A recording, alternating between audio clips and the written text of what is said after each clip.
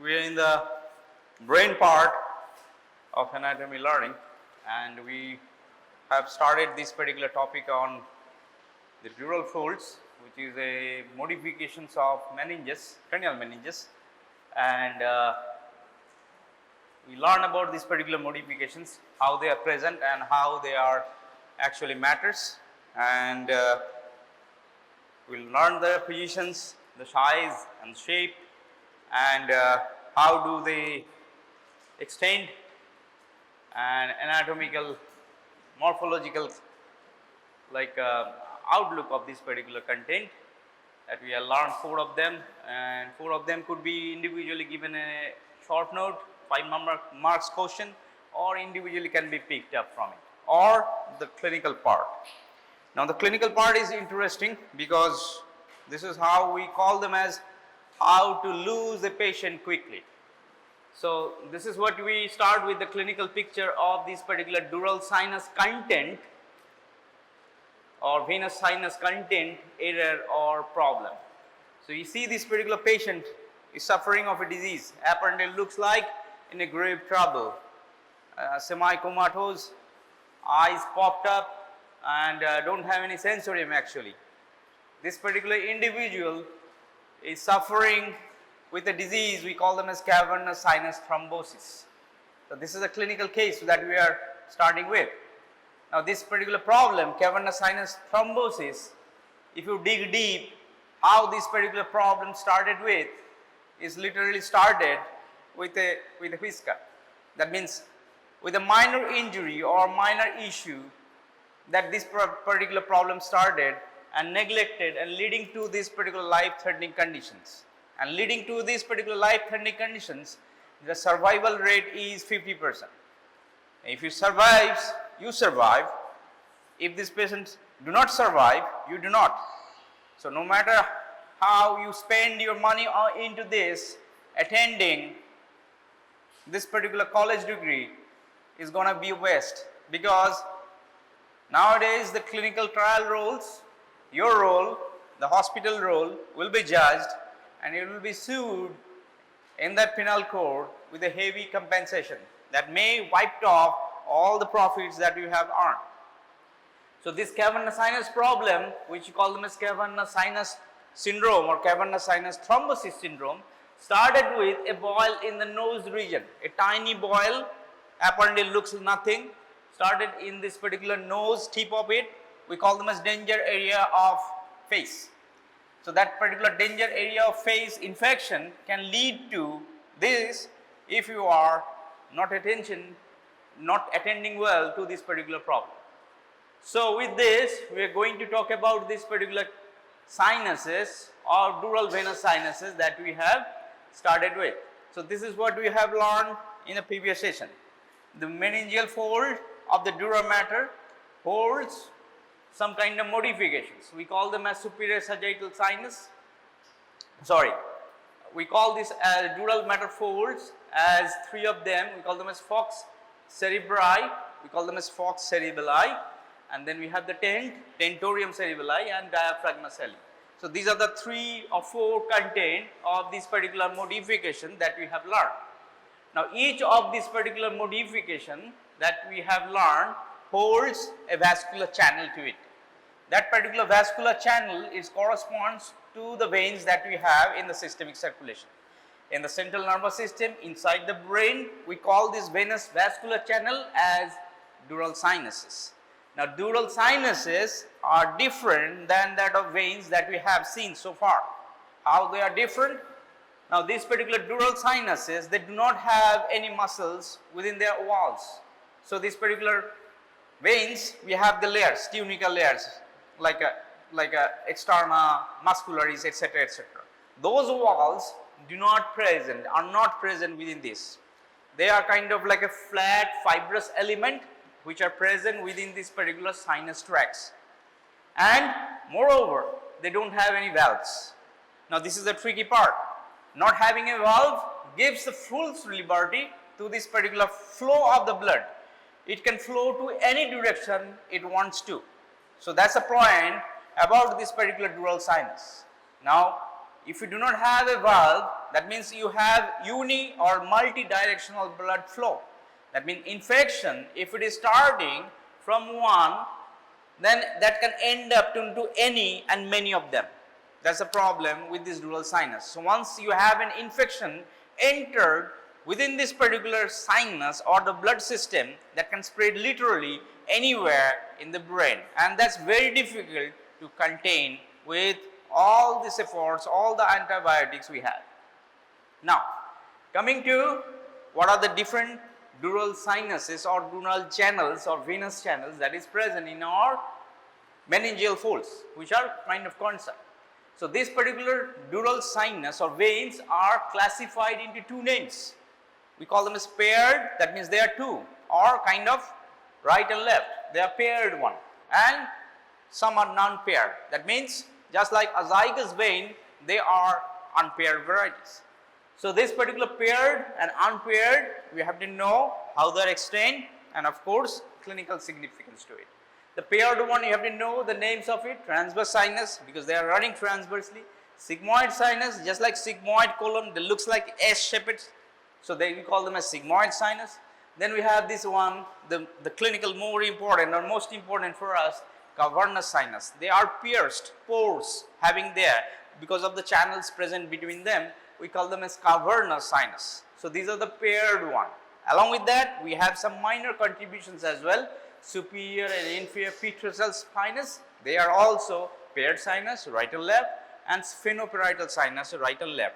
But these are less important or less popular paired dural sinuses. But these first three are the important, you cannot miss them. Unpaired one, just like azygous vein, don't have any pairs of them.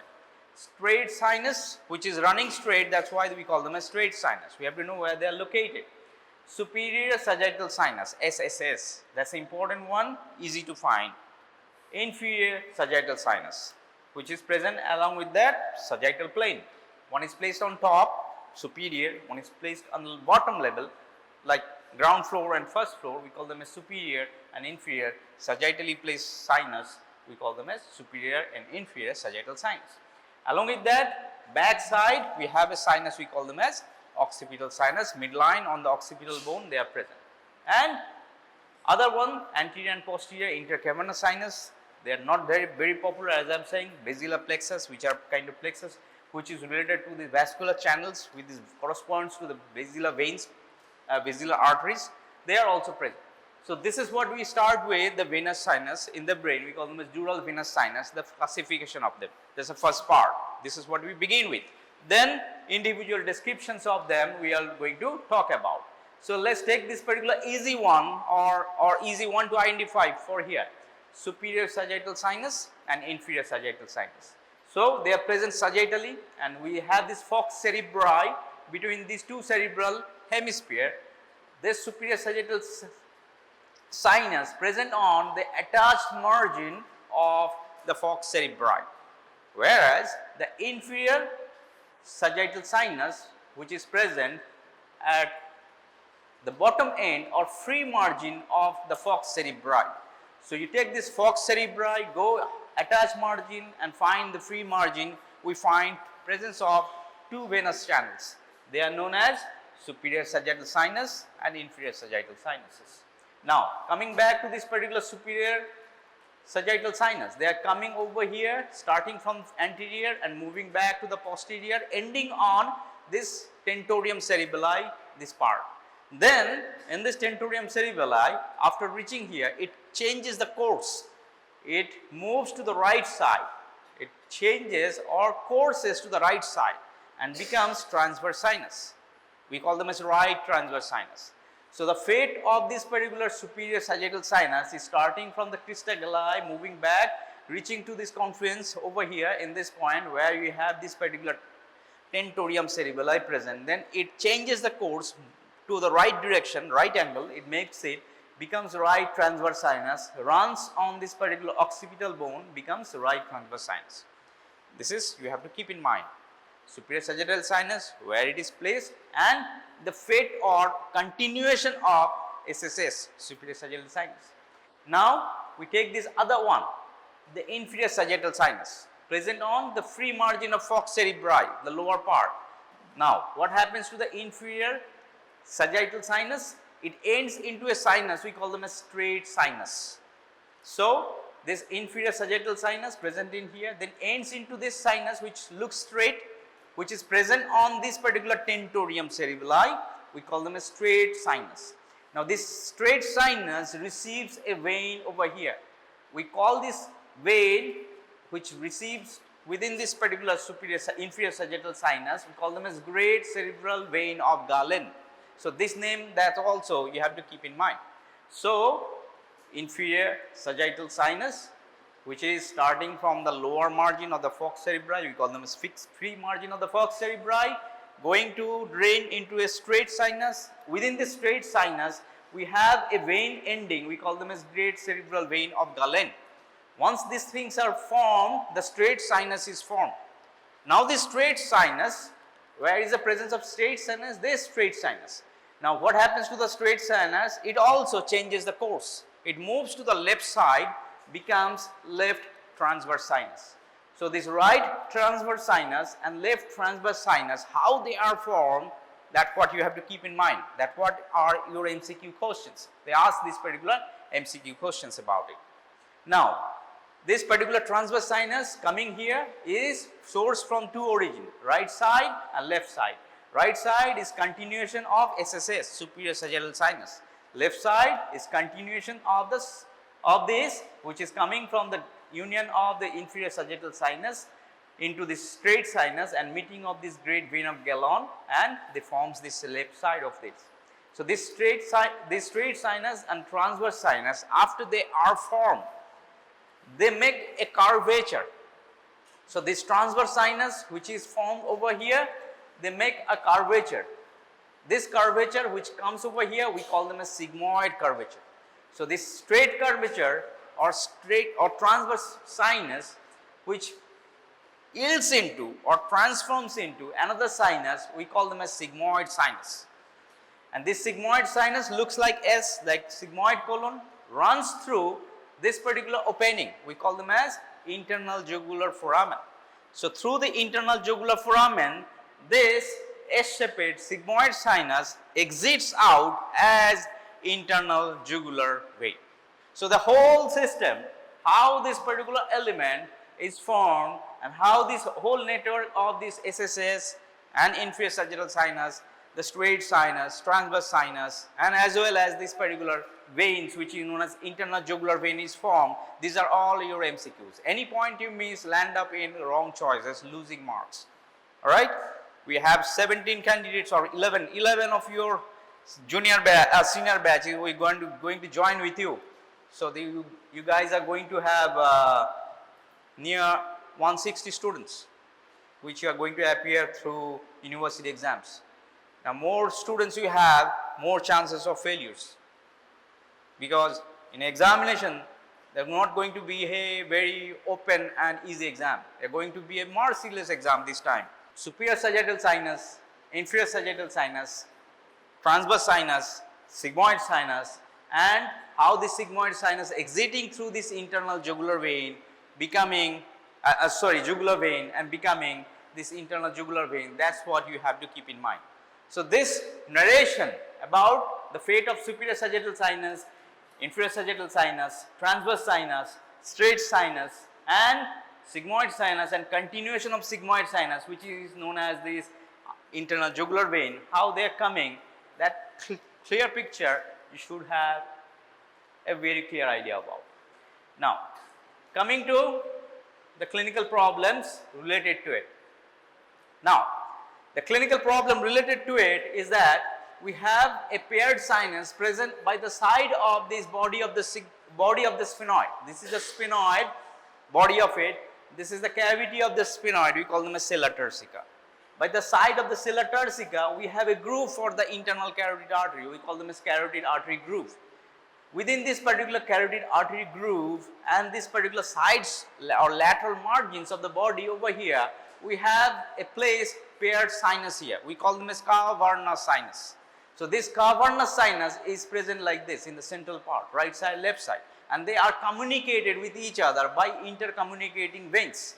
So these anterior and posterior intercavernous veins are there. They are communicating or bridging between right side and left side. Now this particular cavernous sinus is of clinical importance. Why this particular cavernous sinus is clinically important? Because this sinus is placed in so intrigued and so important position related to the internal organ is concerned. That's why this is important. You see this particular important relationship of this particular sinus. So this is what we are seeing here is the sella turcica. You break the sella turcica, go under, you find this sinus for the sphenoid bone. So sphenoidal air sinus is under to it. So this sphenoidal bone is under to it. Now on the side we have the carotid artery placed over here, and then on here we have the opening. We call them as superior orbital fissure, SOF. Now this SOF is going to transmit the neurovascular structure, which is going to where the eyeball. That means movements of the eyeball is innervated by the cranial nerves 3rd, 4th, 6th. They are running through this narrow slit, passing through this narrow corridor where you have this cavernous sinus. So this whole picture is there. Along with that, in the midline you have the pituitary hanging on between the diaphragma sella. So this is the cross section picture or relationship of the cavernous sinus. This is your short note. This is an easy short note if you get it. So the relationship, that means you have the lower part or this under to it, we have this sphenoidal air sinus. Above you have the pituitary, which is present in the midline, of course. Laterally we have these cranial nerves which is going to exit through SOF. That means the cranial nerves of 3rd, 4th, V1 and 6th, they are present.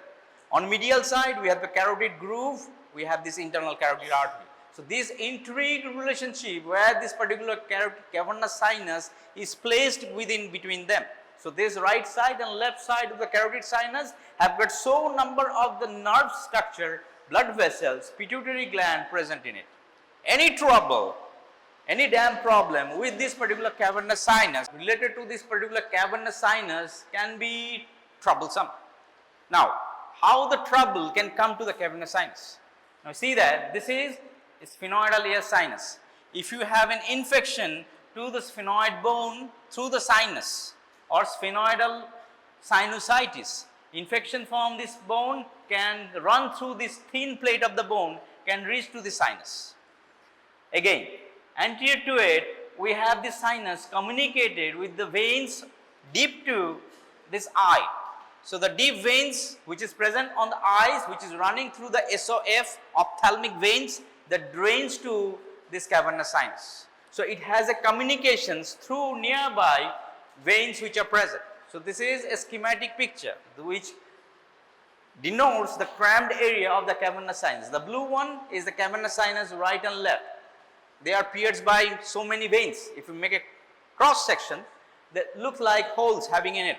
So because of this, so many tributaries, veins are there draining in, coming from any and every directions. They are coming from these eyes, they are coming from these particular parietal bones, they are coming from this particular lower part, and we have this particular blood flowing them through this particular channel. We have the internal carotid artery placed within there.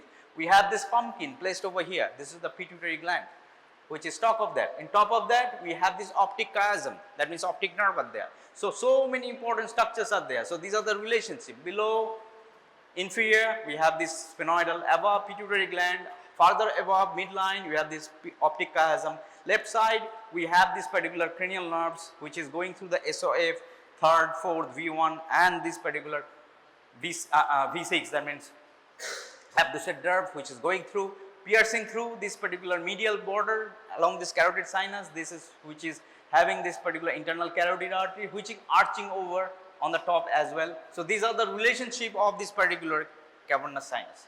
Now coming to this particular communication. So this particular sinus has a communication front, communication back.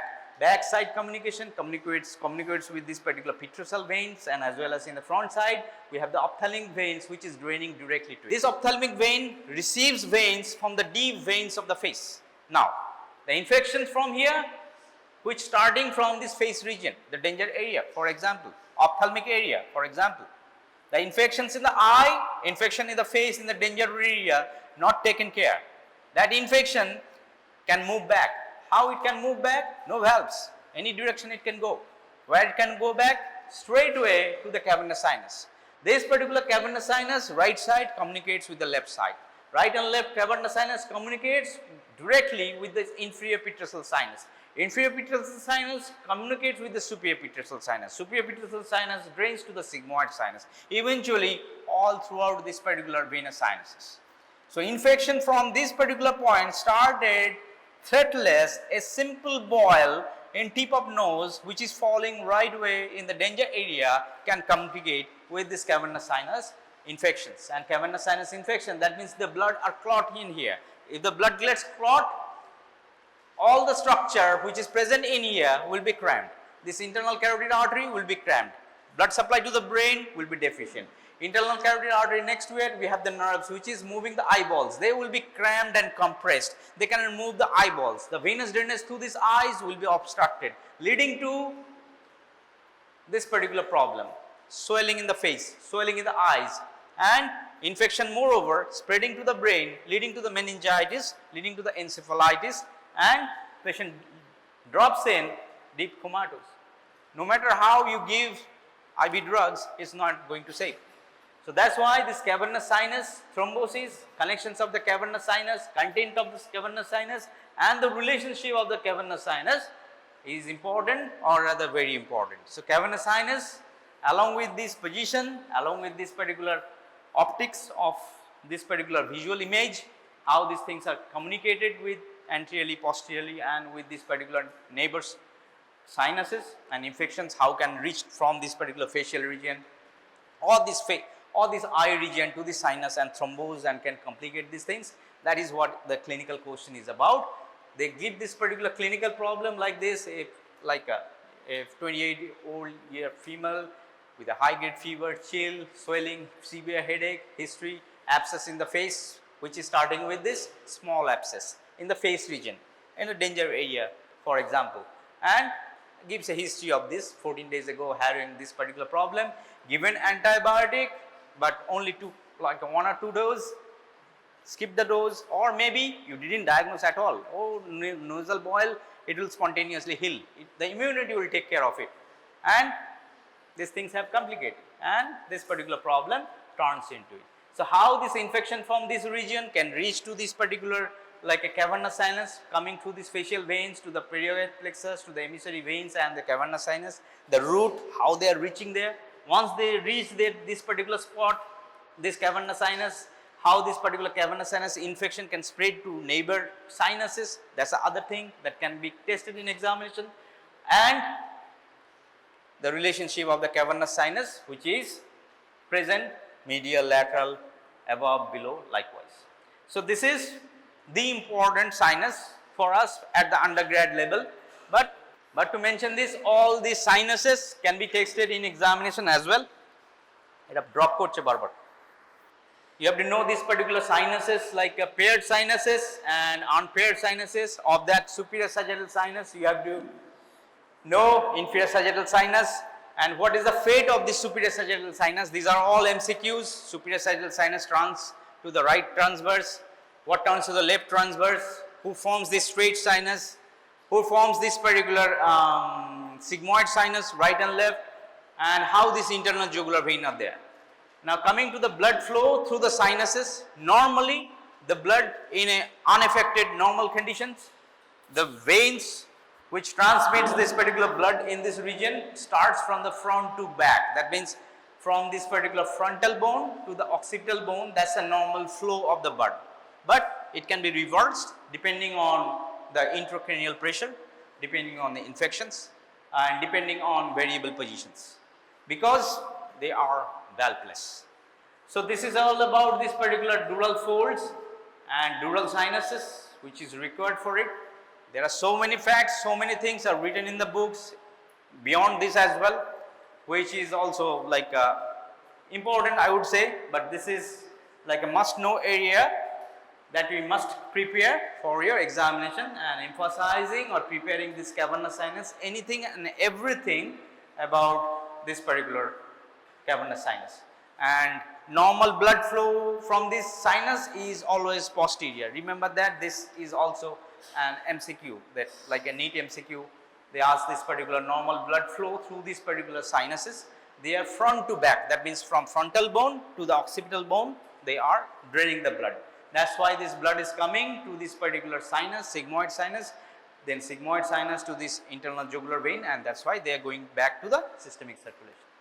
So this is all about this particular sinus dural folds. Thank you.